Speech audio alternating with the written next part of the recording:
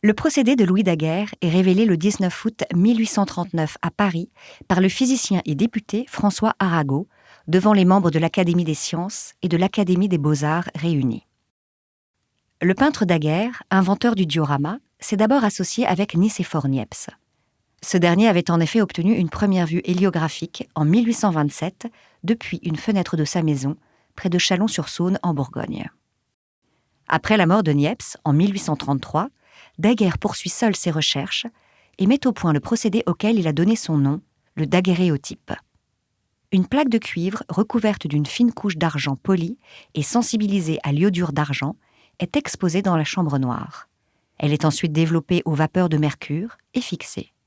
L'image qui se forme sur la plaque, malgré un aspect miroitant, offre une très grande richesse de détails. Chaque daguerréotype est unique. Dès 1838, Daguerre réalise plusieurs essais depuis un étage de sa maison de la rue des Marais pour plonger sur le boulevard du Temple. Le scientifique américain Samuel Morse, alors qu'il observe une de ces plaques en 1839, remarque que seuls 2 hommes immobiles ont laissé leur empreinte sur l'image. Un cireur de chaussures et son client. Les autres, en mouvement pendant la longue pause, ont disparu. Pour cette invention, Daguerre reçoit la Légion d'honneur et une pension. Les contemporains disent leur enthousiasme pour cette invention. Chacun veut réaliser une vue depuis sa fenêtre. Ce choix répond à une commodité, car il permet d'avoir les produits nécessaires à proximité. Mais l'exercice est difficile, comme le montre cet essai d'Alphonse Itier, vers 1842. D'autres opérateurs sont plus aguerris. Le physicien Hippolyte Fizeau parvient à réduire l'effet miroir par un virage au chlorure d'or.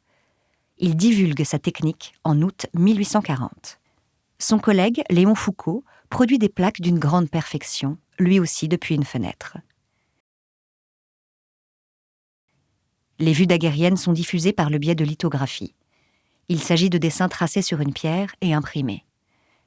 Les artistes interprètent librement les photographies, en ajoutant des personnages, comme par exemple dans cette vue des quais du Louvre, issue d'un album publié en 1840. Fizeau est l'auteur d'un procédé qui permet de transformer le daguerréotype en plaque à graver, mais qui a été peu utilisé. En juin 1841, Arago présente à l'Académie des sciences des portraits réalisés par Louis-Auguste Bisson en 10 à 12 secondes.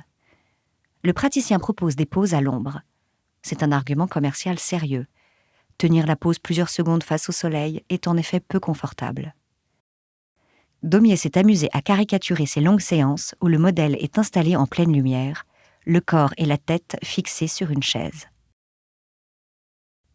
L'amélioration des procédés et des systèmes optiques permet de produire des portraits de grande qualité comme ceux de Charles Choiselat et Stanislas Rattel, qui se photographient ici l'un l'autre.